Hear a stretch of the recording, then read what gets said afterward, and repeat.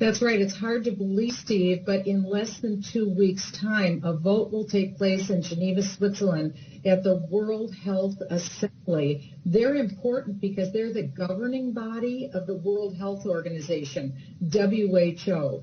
This authority that they would be given would impact 99.4% of all the people in the world. There are 193 nations belonging to the UN.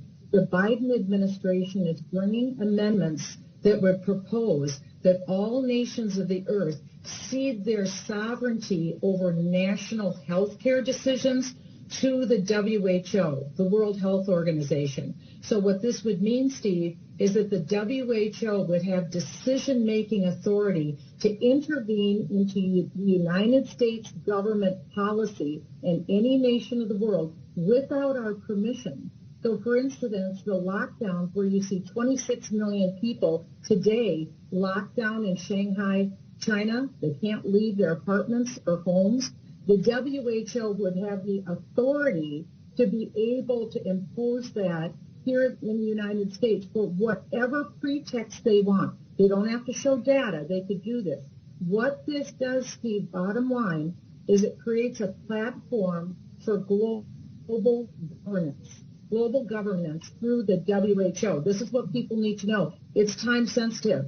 No one knew about this. The Biden administration gave these proposed amendments to the World Health Organization on January 18th. No one in America knew this until April 12th. Less than a month ago, the Biden administration posted these amendments. But in less than 2 weeks in Geneva, Switzerland, the delegates will vote on this. The Biden administration has already released a list of countries, 40 of the most powerful countries in the world, including Canada, including the EU, including the UK, including Australia. These countries are going along with the Biden administration's insane push to give sovereignty over the untrustworthy WHO. Again, this creates a platform for global governance. So it's extremely important. The vote is going to take place in less than 2 weeks. And no one effectively knows about this happening, but people are starting to know. So it's important now that we get to Kevin McCarthy, the leader in the House, Mitch McConnell, the leader in the Senate, and demand that they drop everything and have a joint press conference and say nothing is going to happen in the United States government until Joe Biden drops these amendments and agrees that we will not give a U.S. sovereignty away to the UN. This is the biggest global power grab that we have ever seen in our lifetimes.